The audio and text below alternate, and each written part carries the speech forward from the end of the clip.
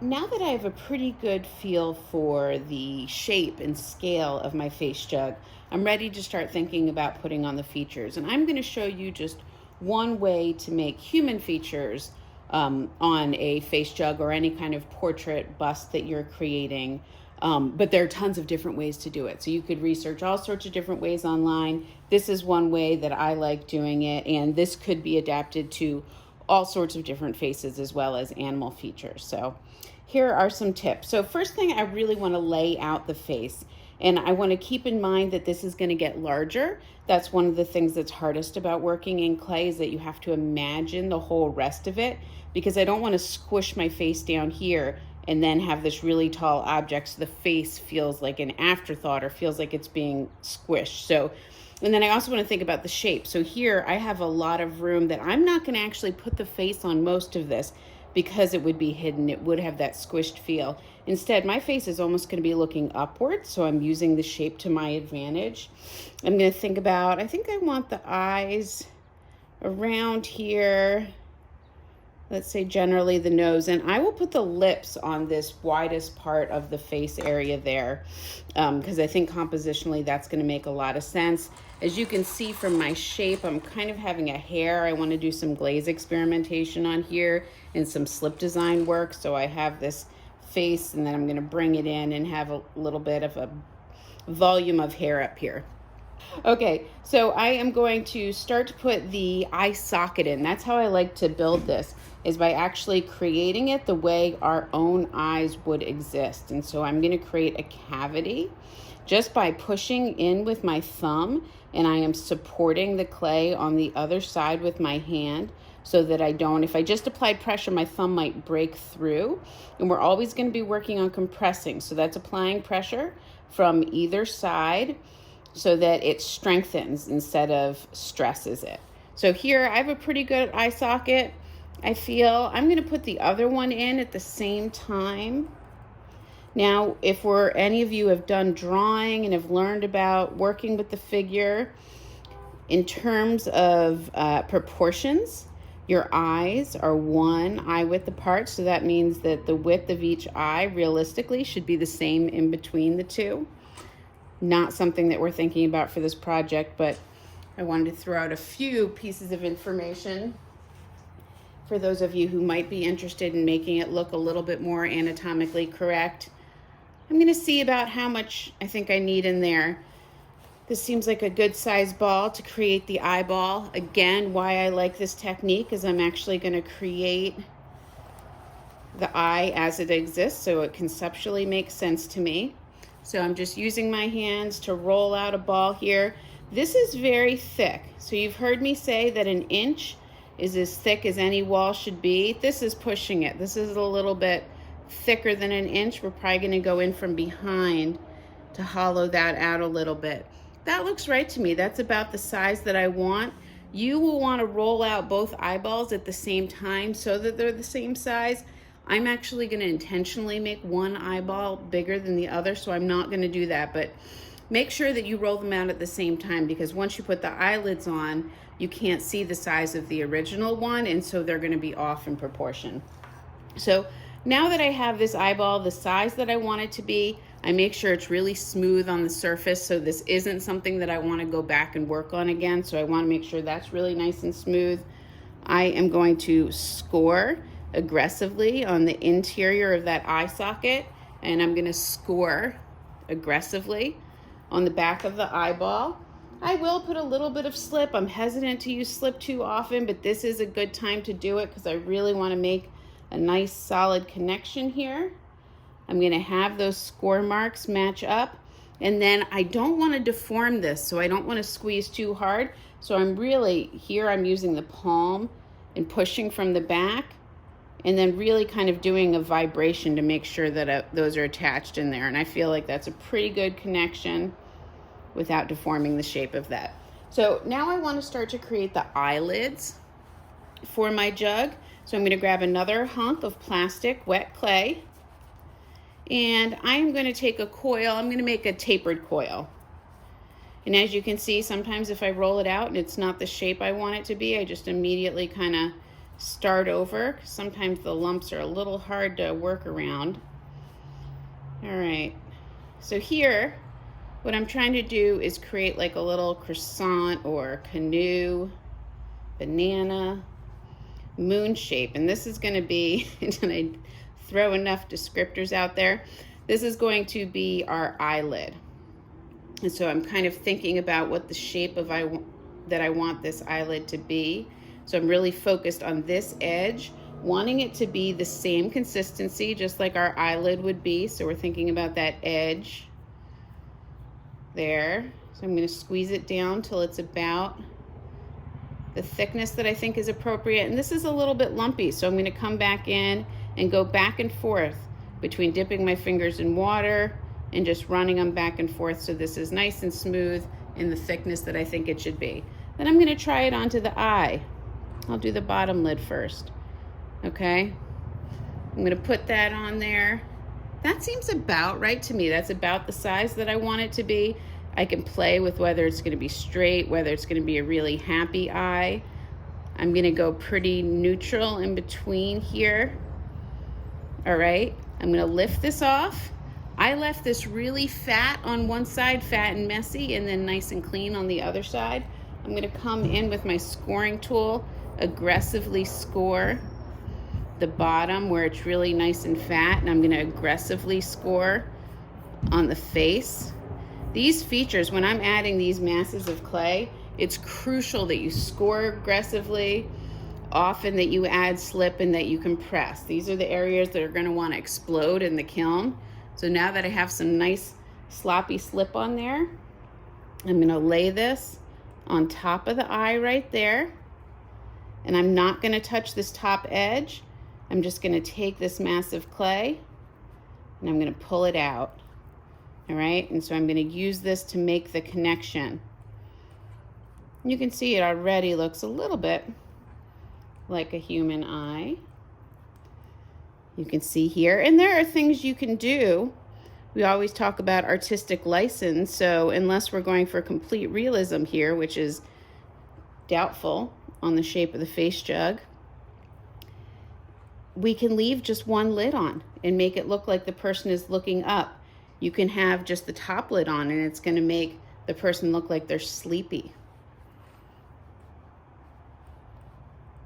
Okay, so now I'm going to grab some more clay to do the other eyelid. I'm making it about the same amount of clay as I did before, but I don't have to worry too much because I'm gonna shape it as you saw with the first one. I would kind of squeeze it into the shape I need and then pinch off what I don't. So it's good to get in the range, but don't get too obsessive about it. Okay, I feel pretty good about this. I feel like I have a nice edge here for the eyelid. I feel like the shape is about what I want it to be. So I can go ahead and attach this. Again, I checked it against its stuff. I made sure it was the right length. I'm gonna aggressively score.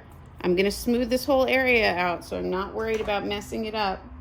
I'm gonna add some slip on here. Okay.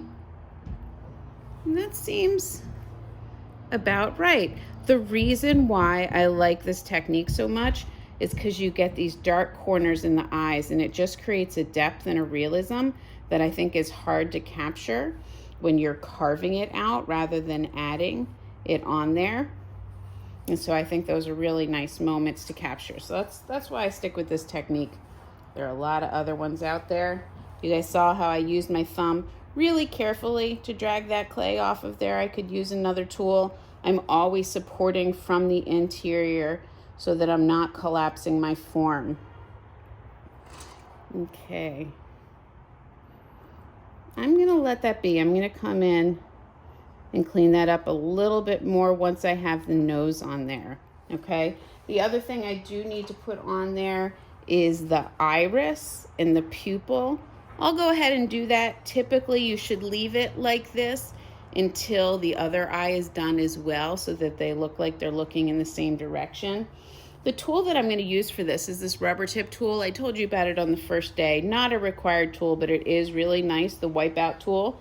Another thing that is good to use is a pencil. What you want is something with a tapered point, okay? You don't want to use your pen tool for these details. I'm going to encourage you to use your pen tool carefully when you do, so you don't have a raggedy edge.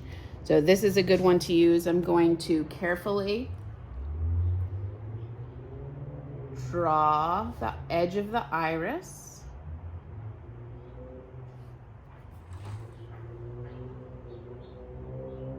If you want it to be perfect, another technique is you could actually, before you put the eyeball in there, you could use something like a cookie cutter or a bottle cap or something like that to make a perfectly round impression there. But I'm okay with my not being perfect. I'm actually going to come in at some point. I could come in right now. I'm going to put a little lines in there for the iris. I'm going to come back and work on that a little bit later, but you can see the beginnings of what I'm going to do in there.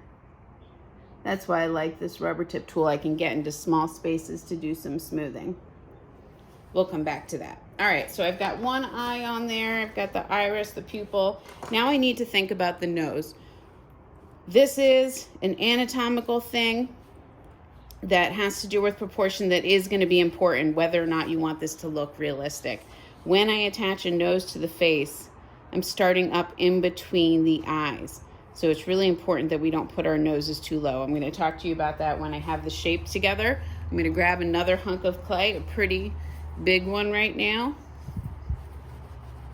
Okay, I'm going to create another tapered coil. Okay, almost like a traffic cone shape here.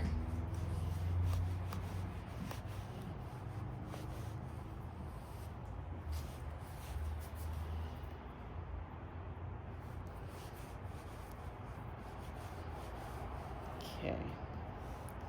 So here you can see I've got like this just tapered coil here. I want to see that it is the length I need. You can see it's a little bit too long here.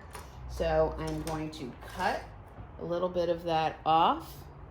And when I say cut it off, so I'm going to put it right here, I can think about it. So I can actually cut it off while it's on the face. I'm going to cut a little bit right there. And I'm going to come back and edit that again once it's attached. But that gets me to a pretty good proportion. I'm going to round this again, and then I'm going to flatten the back of it. So I'm just dropping this on the table so that I flatten one side of it, so that I can attach that really well on here. So I'm going to score the back. This is what wants to explode off the faces. This is where we're getting really thick, that we're attaching something that's really thick. So score incredibly deep and aggressively. We are going to use slip on this one. Make sure both sides are really well connected. I'm going to put some slip on. I'm going to attach this again. See how high up? I'm not even just starting it right here. Can you guys even tell how low and awkward that looks, even starting it in between? So I'm starting it higher up. Some of this is going to stretch out as I attach it. So I'm using my fingers, and while it looks like I'm dragging this outside clay, that is part of what's happening. But more importantly, I'm actually squeezing in and pushing down so that from the inside, that is connecting to those score marks on the interior as well. And I'm going to go ahead and go all the way around this. This is actually quite a small nose for me. I usually put very large noses. I love big noses on sculptures.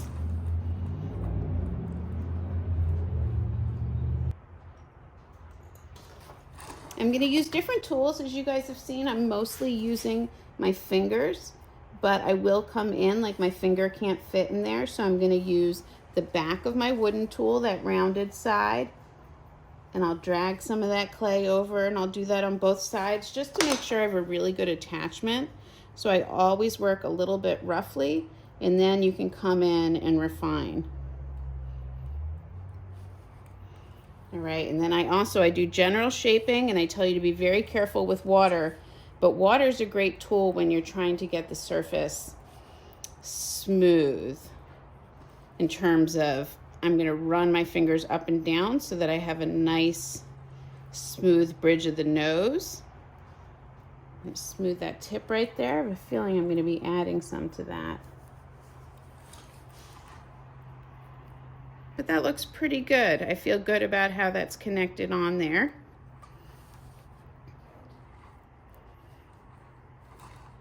My features do end up being a little tilted since I'm working at an angle for this demonstration. But from where I'm standing, that looks pretty good. I'm going to make this face eventually pretty exaggerated, so it will be distorted a little bit more as we move forward. Okay, I feel good about that nose shape. What I'm going to do now is create the nostrils. This is the fun part because we get to stick our finger up the nose, which we are always told not to do. But do you see how that pops out, that nostrils? Isn't that like magic? It's kind of amazing how it does that. And now I can come back in and smooth that out a little bit. I'm going to push that down. I really don't want a nose that you can look right up the nostrils, but I feel pretty good about that. I can come in with my fingernail and actually reiterate that nostril from the side a little bit. I'll do that from the other side as well. And then I will come in here again later to deal with some of the details. But that quickly, I was able to create a nose shape. I don't know that I am going to add. I don't think I'm going to add clay to the end there. I'm kind of digging on how that nose looks like, just how it is. So I'm going to leave it. I'm going to move on to the mouth. I will say, again, for the purposes of the demonstration, I'm moving on, but I would have done the eyes at the same time. That's a good idea to do. If you have learned drawing or overall working in other materials, sculpting, you would actually do all these features at the same time. You would never fully realize one area and then move on to the next. That's a recipe for disaster in general. Because of the nature of clay, we do things a little bit differently because we do have to work for the bottom up. We're more concerned with drying. So there's a little bit different process that way. So anyhow, I'm thinking about the mouth, where I want it to be. Another proportion measurement is the nostrils actually line up with the inside of the nose, and then the edges of the mouth actually line up with your pupils. So that's an interesting factoid. I'm not really concerned about that, but I do like this mouth still falling right here on the wide line. So I've drawn kind of where I want it to be. And now I'm going to go through, just pushing through with my pin tool. Now, mouths are the most difficult part by far, depending on how complicated you want them to be. A very simple mouth is pretty easy. So I push my pin tool all the way through, and just coming in from the inside, I can start to create a rough mouth just that way. So depending on how complicated I want it to be, I'm already part of the way there. Now, I do want it to be a little bit more elaborate than this, so I'm going to spend some time smoothing and adding a little bit of clay. I am going to actually cut all the way through here, so I am going to take away some of that material because that's a rough line in there. So I want to think about what the shape of that hole is. So I took out a little bit of material, and then I'm going to come back and actually push this finger to be a little cleaner. So I'm going to use my finger here and push this edge up a little bit.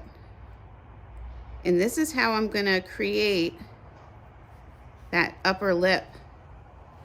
Do you guys see that? How kind of pushing up, I'm creating the Cupid's bow right there.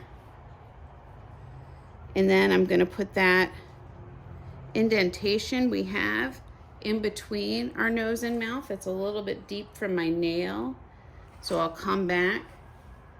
A lot of what I do is a combination of making a mark and then erasing it and then putting it back in and then erasing it and going back and forth between that.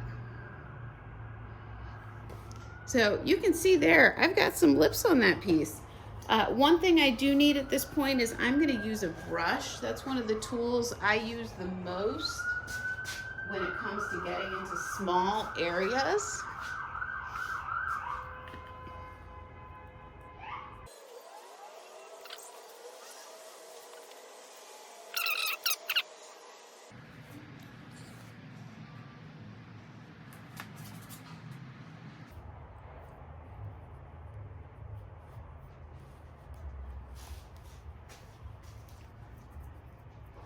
So one thing I could come in here now and do is push out a chin.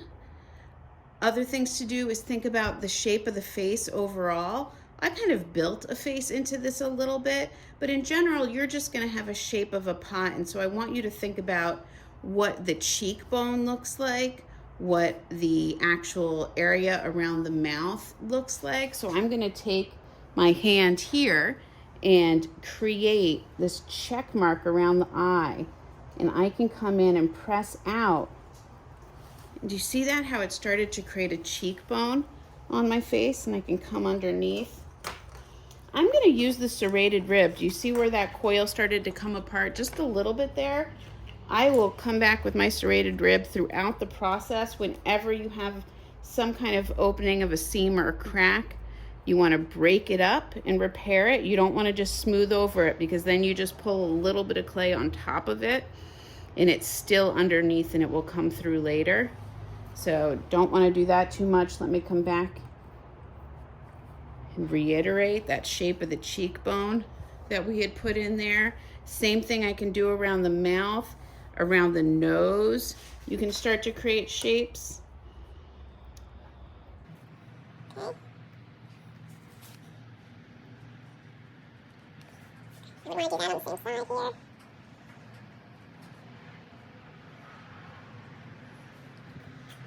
Underneath the eye. How tired. Aren't we all tired right now? I am. Tired.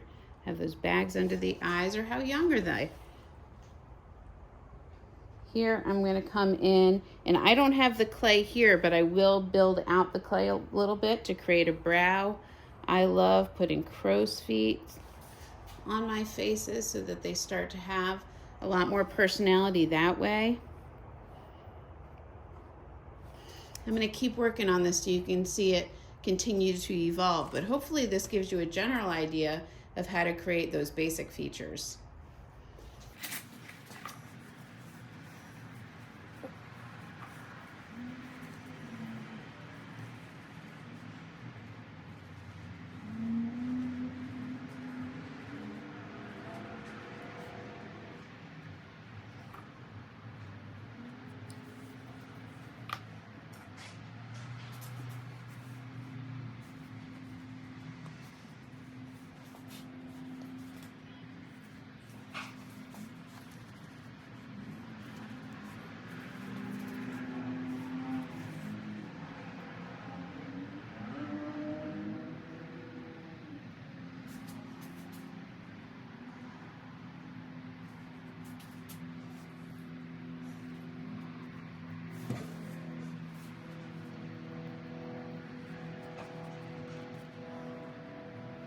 I checked it for size, but then I wanted to make sure it's as smooth as I wanted it to be.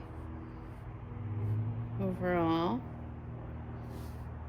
I think that's pretty good. I want to make this eye really wide, so I'm trying to make sure that it's got enough of the eyeball popping out of it.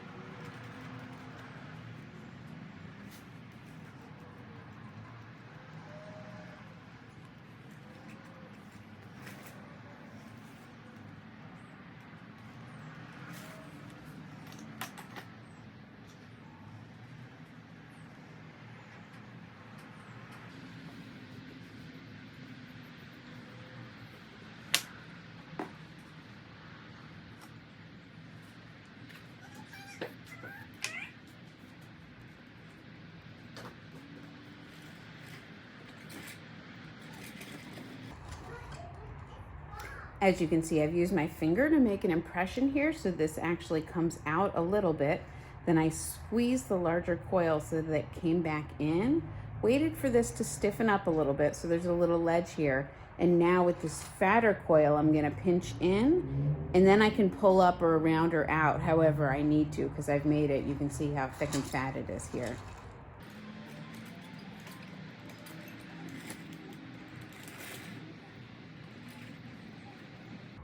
And I'm slowing down a little bit here because I did add slip, and sometimes you just have to feel the pressure. It was going to slide a little bit, so I wanted to be a little patient with it.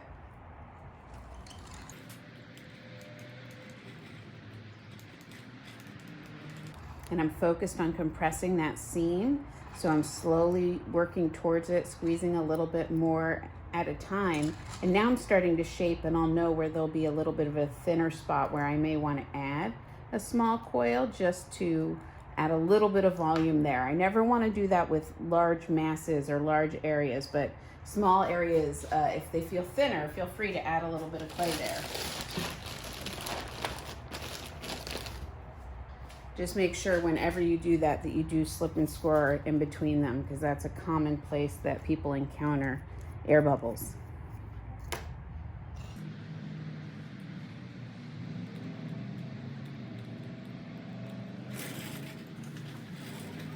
So you saw I went around with my thumb and smoothed it together several different times, and now I'm going to come back supporting from the inside and then using the serrated rib on the outside, trying to make that seam, that connection strong.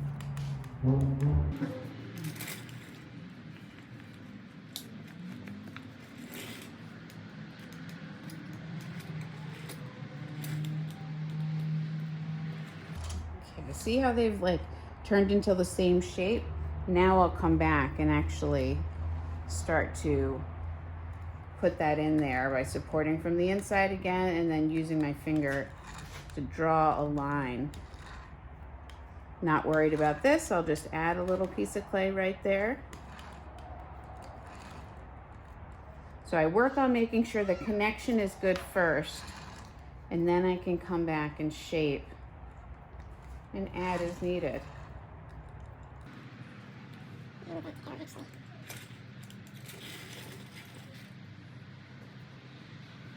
Decided I want to create the idea of someone who has crazy hair like I do, that's just kind of falling off to one side as it piles up higher and higher. I'm going to try some fancy glaze tricks later on down the line.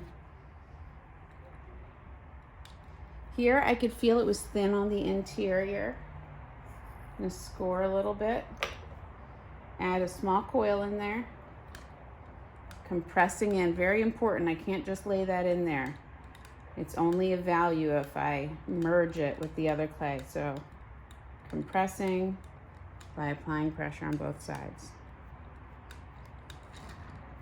Actually, I need that to get a lot bigger, so I don't worry about that seam totally breaking open. Like that.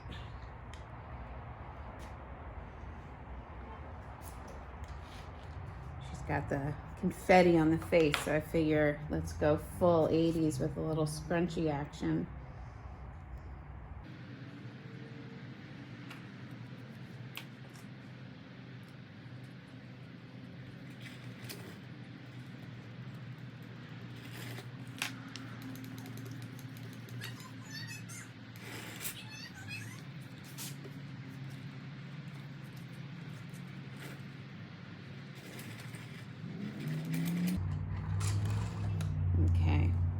I'm going to clean that up a little bit more, but then I do need to let it stiffen a little bit before I want to add more weight. And I'm going to compress this interior, make sure that's really nice and tight and clean.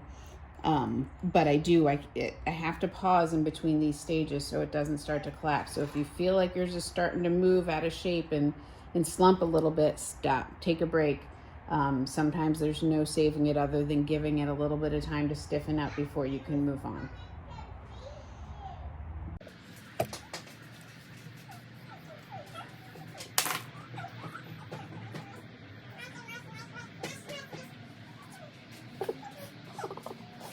They saw it fell on your face, huh?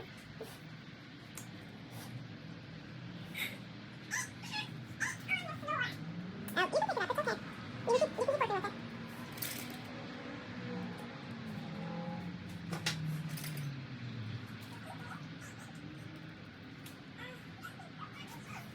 I really need to keep checking here because this is how I want it to look. So it's very easy for me not to notice if it starts to slump farther and farther as I add more weight here. So I really want to be careful because I'm kind of pushing it with adding this weight as early as I am.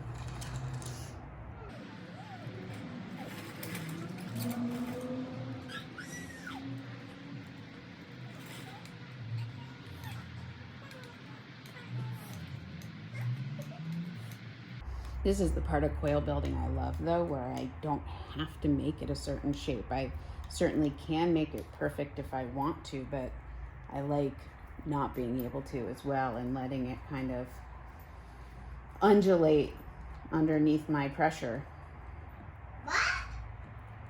What?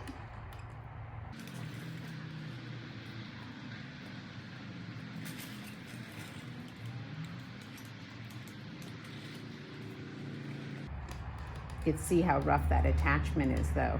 I can get away with that because I'm going to go over it so many more times, adding layers of compression.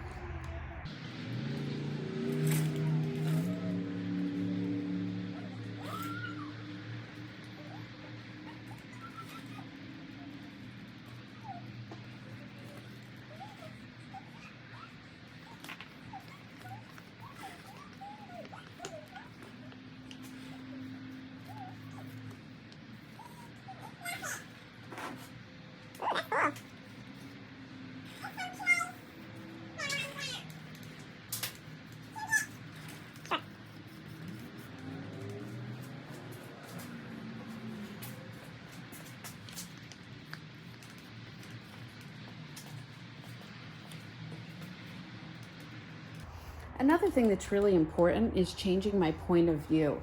I'm standing on this static table. My work table I actually have so that I can alter the height. That's really important to what I'm doing. If you can't do that, just make sure to stand up. Likely you cannot. Stand up, bend down. I'm gonna see things that totally I would have missed unless I got from a whole bunch of different angles. So make sure to do that throughout, not just at the end, but throughout the working process. Mommy? Yes, Ruby? I'm talking to yourself.